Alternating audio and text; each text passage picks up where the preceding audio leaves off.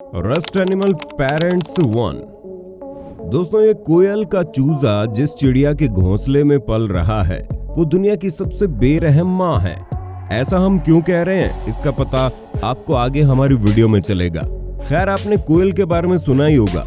ज्यादातर लोगों का मानना है कि कोयल दुनिया की सबसे खराब माँ होती है क्योंकि ये दूसरे चिड़ियों के घोंसले में अपने अंडों को छोड़ देती है। लेकिन दुनिया में ये सिर्फ अकेली खराब माँ नहीं है, वास्तव में जानवरों की ये दुनिया खराब पेरेंट्स से भरी पड़ी है। और आज के इस वीडियो में हम इसी के बारे में बात करने वाले हैं।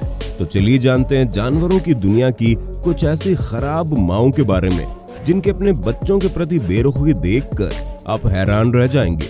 वीडियो शुरू करने से पहले अगर आप हमारे चैनल पर नए हैं तो चैनल को सब्सक्राइब जरूर करें।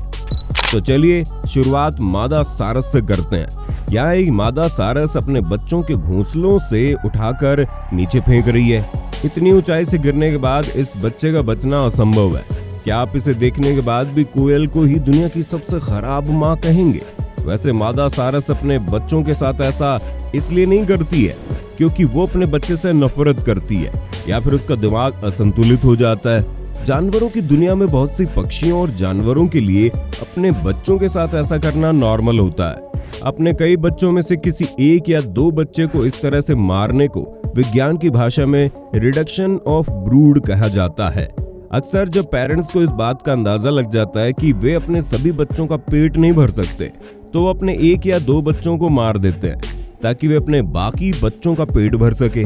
और मारने के लिए वे अक्सर उसी बच्चे का चुनाव करते हैं जो सबसे कमजोर होता है। तो अच्छा है कि हम इंसानों के बच्चे हैं, है ना, वरना ऐसे ही मारे जाते हैं। दोस्तों, इन फोटोज को ध्यान से देखिए क्योंकि इनके पीछे का सच जानने के बाद शायद आपका दिल भी पसीज जाए। ये फोटोज 2015 की हवाईन गे नेशनल पार्क की है। इस बेबी हिप्पोपोटामस को पैदा हुए अभी सिर्फ 2 ही दिन हुए हैं और इसकी माँ इसका परिचय झुंड के बाकी सदस्यों से करवाने की कोशिश कर रही होती है, पर यहाँ मामला उल्टा ही हो जाता है। देखते देखते झुंड के कई सदस्य इस बेचारे बच्चे पर अटैक कर देते हैं और ये सारे वयस्क हिप्पो छोटे से बच्चे के टुकड़े टुकड़े कर डालते हैं। इस मुठभेड़ में मादा हिप्पोपोटामस अपने बच्चे को बचाने की काफी कोशिश करती है लेकिन असफल हो जाती है और जिसका फायदा उठाकर उसी पानी में रहने वाला एक मगरमच्छ इसके बच्चे को खा जाता है। रिसर्चर बताते हैं कि हिप्पो के झुंड में 10 से 15 हिप्पो रहते हैं।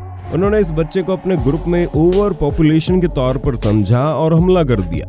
दोस्तों, इस सिचुएशन को हम क्रूर वन्य जीवन का परफेक्ट एग्जाम्पल मान सकते हैं। शोधकर्ता अनुमान लगाते हैं कि हिप्पोपोटामस का झुंड नए बच्चे के जन्म होने पर ऐसा इसलिए करते हैं ताकि आगे चलकर उनके लिए रहने और खाने की कमी ना हो जाए। पर इस बात में कितनी सच्चाई है ये कोई नहीं जानता क्योंकि हिप्पोपोटामस काफी उग्र और गुस्सैल किस्म के जानवर होते हैं।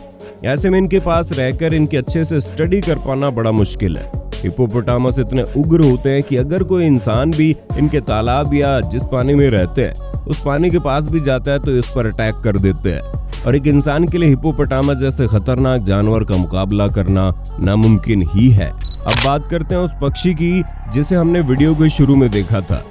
ये एक कोयल का चूजा है जो अभी रीड वार्बलर चिड़िया के घोंसले में है और रीड वार्बलर के अंडों को एक एक करके गिराने में लगा हुआ है। ऐसा नहीं है कि रीड वार्बलर अपने अंडे से जन्मे बच्चों का ख्याल नहीं रखती, वे अपने बच्चों की जरूरतों का पूरी तरह से ख्याल रखती है।